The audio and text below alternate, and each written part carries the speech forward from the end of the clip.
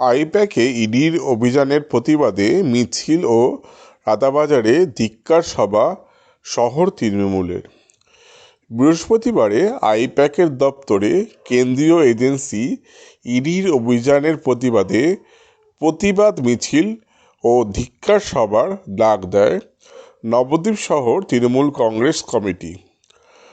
প্রতিবাদ মিছিলটি নবদ্বীপ পৌরসভার সামনে থেকে শুরু হয়ে শহরের বিভিন্ন এলাকা প্রদক্ষিণ করে সমাপ্ত হয় রাজাবাজার মোড়ে এসে। সেখানেই ইডির পদক্ষেপের প্রতিবাদে ধিক্কার সভার আয়োজন করে নবদ্বীপ শহর তৃণমূল কংগ্রেসের কর্মী সমর্থকেরা। এদিন প্রতিবাদ সভায় উপস্থিত ছিলেন নবদ্বীপ পৌরসভার পৌরপতি বিমানকৃষ্ণ সাহা, উপপৌরপতি শচীন্দ্র বসাক, নবদ্বীপ শহর তৃণমূল কংগ্রেসের সভাপতি সুজিত সাহা, নবদ্বীপ শহর মহিলা তৃণমূল কংগ্রেসের সভানেত্রী মনিকা চক্রবর্তী এবং পৌরসভার একাধিক ওয়ার্ডের কাউন্সিলর ও অসংখ্য তৃণমূল কংগ্রেস কর্মী সমর্থক। এদিন পৌরপতি তথা তৃণমূল নেতা বিমানকৃষ্ণ সাহা অভিযোগ যে ইডি সিবিআই কোনো কেন্দ্রীয় এজেন্সি নয়, আদতে ওরা বিজেপির এজেন্সি হিসাবে কাজ করছে। এর জবাব আপামর বাংলার জনতা দেবে 2026 নির্বাচনে। নবদ্বীপ থেকে দিবাকর দাসের রিপোর্ট, ডি নিউজ। ইডির ভূমিকা, এটা তো ইডি নয়। ইডি আমাদের যেমন শাখা সংগঠন আছে, তৃণমূল যুব কংগ্রেস, তৃণমূল মহিলা কংগ্রেস, তৃণমূল শ্রমিক কংগ্রেস, তৃণমূল ছাত্র পরিষদ, তৃণমূল মাদার কংগ্রেস, এইটা বিজেপির একটা শাখা সংগঠন। ইডি, সিবিআই, ইলেকশন কমিশনার একটা ব্রাঞ্চ, এটা এদের মানে বিজেপির সংগঠন। তা বিজেপির সংগঠন বিজেপির কাজ করবে। তৃণমূলের বিরুদ্ধে হামলাবাজি করতে গেছে, চুরি করতে গেছে। ভাই আমার ভাই, আমার রণকৌশল তুমি চুরি করবে, এই অধিকার তোমাকে কে দিল? এই প্রতিবাদে নেমেছে এবং তার জন্য অপেক্ষায় আছে বাংলার নেত্রী বাহিনী মমতা বন্দ্যোপাধ্যায়। দেখেছেন আজকাল যদি টিভির পর্দায় আপনাদের চোখ দিয়ে থাকে, দেখেছেন কিভাবে মমতা বন্দ্যোপাধ্যায় সেটা একা প্রতিরোধ করছে। এখানে তো অভিষেক ব্যানার্জি এখনও পৌঁছায়নি, বাকি আছে।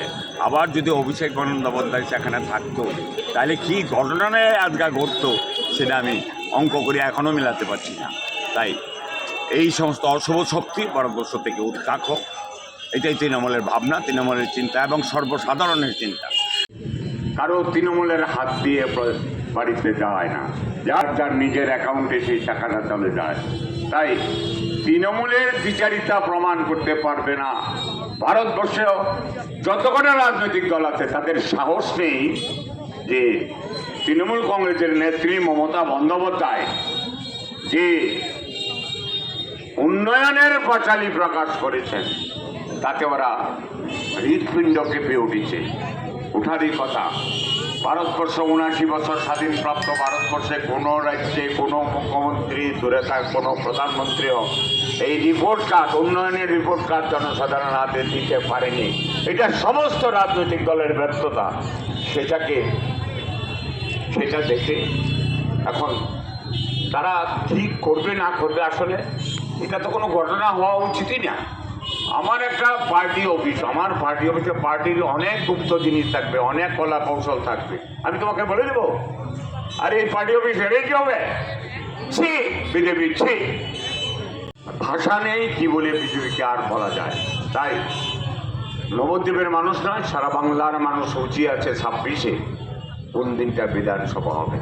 তারপরে যখন রেজাল্টটা ডিক্লেয়ার হবে দেখবেন সাইক্লোন কত ব্যাগে ভয়, কত গতিবেগ নিয়ে সাইক্লেট পয় বিজেপিকে বঙ্গোপসাগরে একদম নিক্ষিপ্ত করবে। আমরা প্রতিবাদ জানাচ্ছি এই অসভ্য ঘটনার, সংবিধানবিহীন ঘটনার, গণতন্ত্রকে হরণ করার ঘটনায় আমরা প্রতিবাদ জানাতে এসেছি। নবদ্বীপ শহর তৃণমূল কংগ্রেস এখানে উপস্থিত আছেন আমাদের সভাপতি, নবনির্বাচিত সভাপতি সুজিত সাহা,